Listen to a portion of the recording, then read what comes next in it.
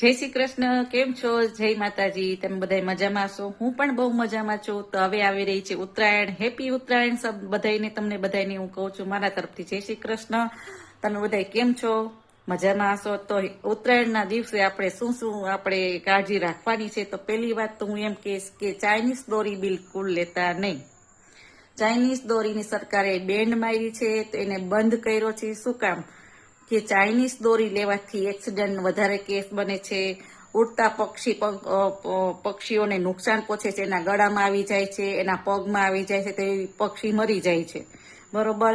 અને એ દોરી રસ્તામાં જતા કોઈ પણ વાહન આવતા હોય, એ માણસના ગળામાં આવી જાય તો ગળામાં ચેકા થાય છે, અહીંયા જાનહાનિ થાય છે. આપણા મજા હાટું થઈને, માનવતાના ધ્યાન રાખીને તો ચાઇનીઝ દોરી બિલકુલ લેવાની નથી થતી.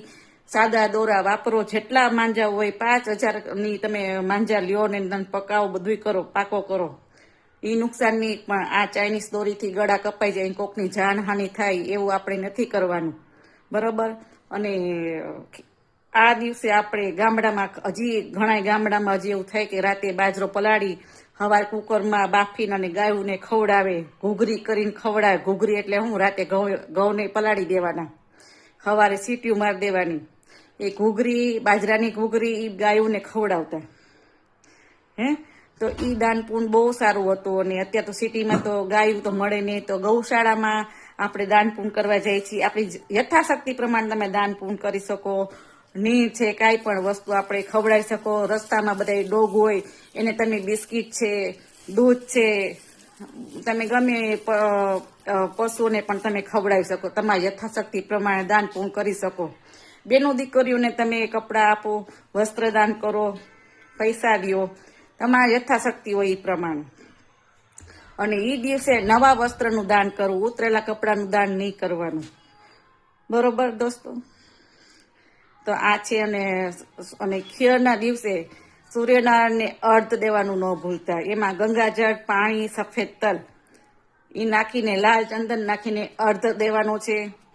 અને એ દિવસે આપણે જ્યારે સ્નાન કરવા જાય ત્યારે એ દિવસે સફેદ તલ, ગંગાજળ નાખીને આપણે સ્નાન કરવાનું છે.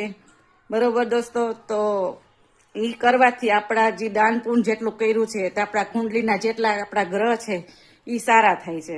બરોબર.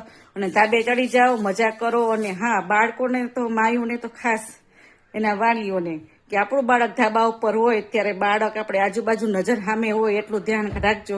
પતંગમાં ન રહેતા કે પતંગ ચગાવી આપણું બાળક આજુબાજુ નજીક જ જોવું જોઈએ, આપણી સામે જોવું જોઈએ. બરોબર. શું કામ કે એક્સિડન્ટના કેસ બહુ બને છે, એટલે ખાસ કરવાનું છે કે પતંગ ચગાવતા આપણે ધ્યાન પતંગમાં ન રહેવું રે, એનું ખાસ ધ્યાન રાખવાનું. બાળક આપણી બાજુમાં છે, બાળક પાસે બેહીને પતંગ ચગાવવાનો, માંજો લઈને. ઠીક છે? ફેમિલી સાથે બધા હેપી રહ્યો અને હેપી ઉત્તરાયણ. બરોબર દોસ્તો? આ એકમાં થોડીક તમને વાત કરવી હતી, એટલે તમને વાત કરવાનું મન થયું. જો મારો વિડીયો આ તમને સારો લાગ્યો હોય, મારી વાત તમને સારી લાગી હોય, તો કોમેન્ટ કરજો. જય શ્રી કૃષ્ણ. જય માતાજી. Happy Uttarayan. Happy Makar Sankranti. Bye bye. જય શ્રી કૃષ્ણ.